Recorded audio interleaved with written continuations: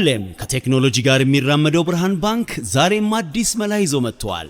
በኢትዮጵያ ዘመናዊ የትምህርት ቤት ክፍያ ስርዓትን በማስጀመር የመጀመሪያው ባንክ ብርሃን ባንክ ነው።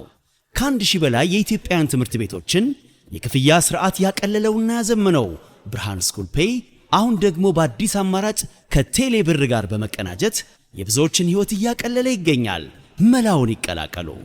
ለልጆ የትምህርት ቤት ክፍያ መክፈል ቢያስፈልጎ የኮሌጅና የዩኒቨርሲቲ ክፍያ ቢኖርቦ ክፍያውን ከብርሃን ስኩል ፔይ ዲጂታል የክፍያ አማራጮች በተጨማሪ በቴሌብር መተግበሪያ መክፈል ይችላሉ። ብርሃን ስኩል ፔይ ከቴሌብር ጋር ተቀናጅቷል። ለብዙዎች ረፍት ሆኗል። እነሆ በረከት ከረፍቱና ከዘመናዊነቱ ጋር ይቀላቀሉ። ብርሃን ባንክ እንደ ስማችን ብርሃን ነው ስራችን። አንድ ጉዳይ እንመልከት። ከዚህ ከዓለም ዋንጫ በኋላ በጣም ብዙ ርዕሶች ይነሳሉ አይደለ? ያው እግር ኳስ አሁን የብዙ ሰዎች መወያያ ርዕስ ሆኗል በእለት እለት ከፖለቲካ ቀጥሎ በምንም አይነት ነገር ውስጥ ትኩረት የሚሰጠው ነገር ሆኗልና ይሄ ለምን ሆነ የሚለውን ጉዳይ በተመለከተ አጠር ያለ ፕሮግራም አለን። ግን ድጋሚ ነው የፕሮግራም የፉትቦል ካፌ የመጀመሪያ ዝግጅታችን የነበረው እሱ ነው እና በዚህ ነበር የተነሳ ነው የዓለም ዋንጫ ለኦልሞስት ለ40 ቀን ነው ለሁለት ወር ገደማ በጣም ትልቁ ርዕስ ነበር በሚኒስትሪ ሚዲያ የሚሆን በምን እንዴት ነው ስፖርት እንደዚህ አይነት ስፔስ ወይ በተለይ እግር ኳስ እንደዚህ አይነት ስፔስ እያያዘ የመጣው የሚለውን ያነሳንበት ነው እና እሱን ድጋሚ እንደሆነ ከዚህ በፊት ተላልፎ የሚያውቅ መሆኑን ለማስታወስ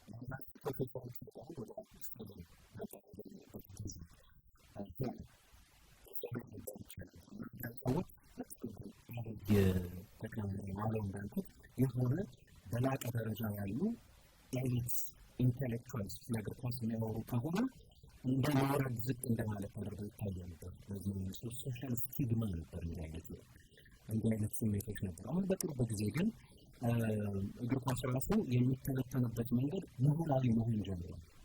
ጥልቅ መሆን ጀምሯል። ጥልቅና ኢንቴሌክቹዋል መሆን ጀምሯል።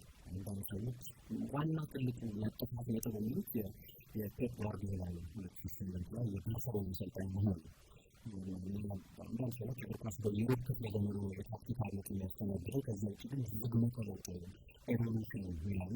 ጋርዲዮላ ግን መጠነኛ ቢሆን ትልቅ ሬቮሉሽን አድርጎት ነበር እና ሰዎች ስለ እግር ኳስ ሲናገሩ፣ ስለ ታክቲክ ሲናገሩ በበለጠ ኢንቴሌክቹዋል በበለጠ ምሁራዊ መነጽር ነገሩን ማለት ጀመሩ እና ያኔ ብዙ ሰዎችን ስለ እግር ኳስ ለማወቅ በር ተከፈተላቸው ማለት ነው። በፊት ሶሻል ስቲግማ ይዞ የነበሩትን ኢንቴሌክቹዋል ስትመጣ ለዚህ ነው አሁን እንግዲህ ሀገር አንዳንድ የስነ ጥበብ ሰዎች ካልተዋለ በፊት የፖለቲካ ክርክሮች፣ የፖለቲካ ውይይቶች፣ ፖለቲካል አጀንዳዎች ሚዲያው ላይ ሰርፌሱ ላይ ተነገሩ እየቆየ መሆኑ ቀጥሎ የነበረው አርት ነው።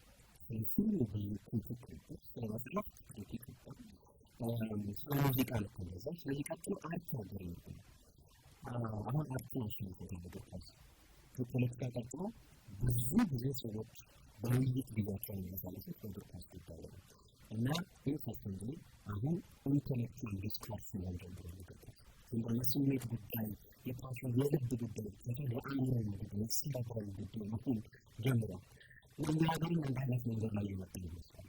ሰዎች የበለጠ ከስሜት ብቻ ያለጥፋል። ይሄ ማሰላሰልን ማውጣት ማውረድ የሚጠይቅ የስሜት ጉዳይ ነው። የስሜት ጉዳይ ብቻ አይደለም ማለት ጀምሯል እና አሁን በቅርብ ጊዜ አይቲቪ ያስተላልፈው የነበረ በስሬዝ ባንክ ሾው የሚባል የካልቸራል ሲሪየስ ነበር። እሱን አቀርባለሁ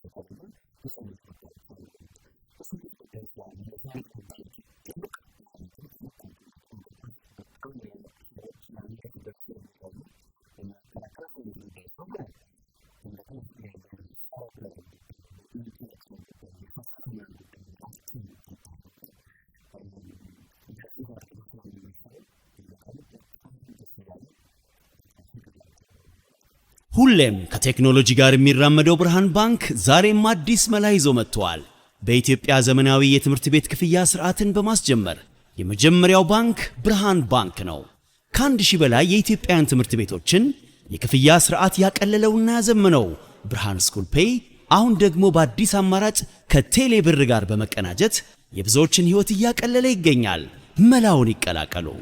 ለልጆ የትምህርት ቤት ክፍያ መክፈል ቢያስፈልጎ የኮሌጅና የዩኒቨርሲቲ ክፍያ ቢኖርቦ ክፍያውን ከብርሃን ስኩል ፔይ ዲጂታል የክፍያ አማራጮች በተጨማሪ በቴሌብር መተግበሪያ መክፈል ይችላሉ። ብርሃን ስኩል ፔይ ከቴሌብር ጋር ተቀናጅቷል። ለብዙዎች ረፍት ሆኗል። እነሆ በረከት ከረፍቱና ከዘመናዊነቱ ጋር ይቀላቀሉ። ብርሃን ባንክ እንደ ስማችን ብርሃን ነው ስራችን። ሁሌም ከቴክኖሎጂ ጋር የሚራመደው ብርሃን ባንክ ዛሬም አዲስ መላ ይዞ መጥቷል።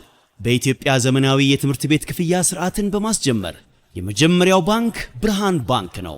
ከ1000 በላይ የኢትዮጵያን ትምህርት ቤቶችን የክፍያ ስርዓት ያቀለለውና ያዘመነው ብርሃን ስኩል ፔይ አሁን ደግሞ በአዲስ አማራጭ ከቴሌ ብር ጋር በመቀናጀት የብዙዎችን ህይወት እያቀለለ ይገኛል። መላውን ይቀላቀሉ። ለልጆ የትምህርት ቤት ክፍያ መክፈል ቢያስፈልጎ የኮሌጅና የዩኒቨርሲቲ ክፍያ ቢኖርቦ ክፍያውን ከብርሃን ስኩል ፔይ ዲጂታል የክፍያ አማራጮች በተጨማሪ በቴሌብር መተግበሪያ መክፈል ይችላሉ። ብርሃን ስኩል ፔይ ከቴሌብር ጋር ተቀናጅቷል። ለብዙዎች ረፍት ሆኗል። እነሆ በረከት ከረፍቱና ከዘመናዊነቱ ጋር ይቀላቀሉ። ብርሃን ባንክ እንደ ስማችን ብርሃን ነው ስራችን።